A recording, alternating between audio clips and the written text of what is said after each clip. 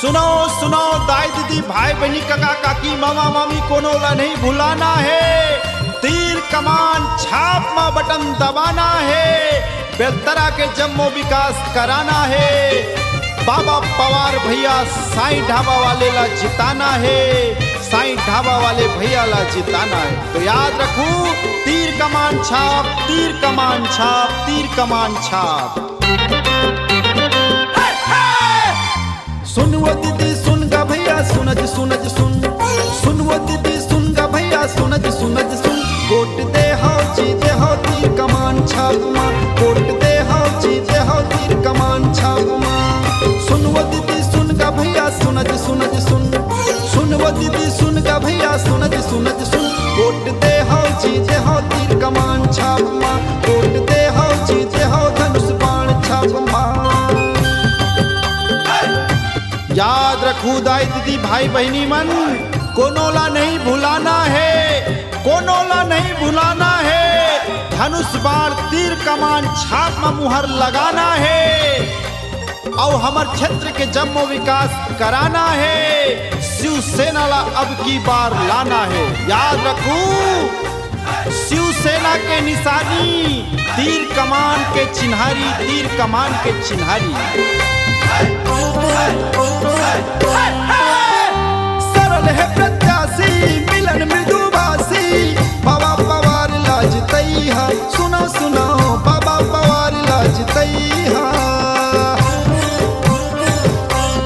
हो लखराम के रहैया ढाबा के चलवैया। भरारी पिंडरवा के दुलरुआ बाबा भैया। भरारी पिंडरवा के दुलरुआ। सुन वो दीदी सुन गा भैया सुनज सुनज सुन।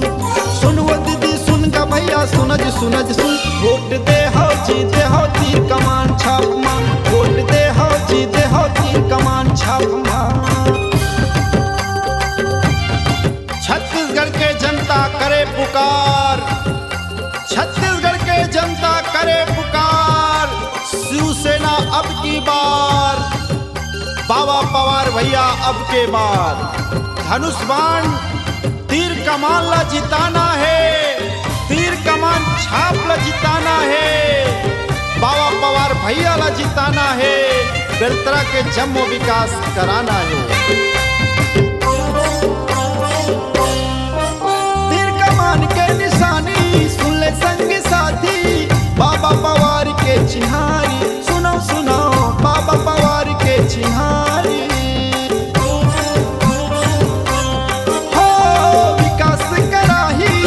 सुख ललाही तीर कमान के निशानी सुनो सुनो तीर कमान के निशानी। सुन वो दीदी सुन गा भैया सुनज सुनज सुन। सुन वो दीदी सुन गा भैया सुनज सुनज सुन। वोट दे हाउ जीते हाउ तीर कमान छाप मां। वोट दे हाउ जीते हाउ तीर कमान छाप मां। सुन वो दीदी सुन गा भैया सुनज सुनज सुन। सुन संगी सुन वो दीदी सुनज सुनज सुन। वोट दे हाउ जीते हाउ तीर कमान छाप मां। वोट दे हाउ जीते हाउ तीर कमान छाप मां। वोट दे हाउ जीते हाउ तीर कमान छाप मां। वोट दे हाउ जीते हाउ तीर कमान छाप मां। तो याद रखो भैया हो तीर कमान छाप में बटन दबाना है। बाबा पवार साईं ढाबा वाले भैया ला जिताना है।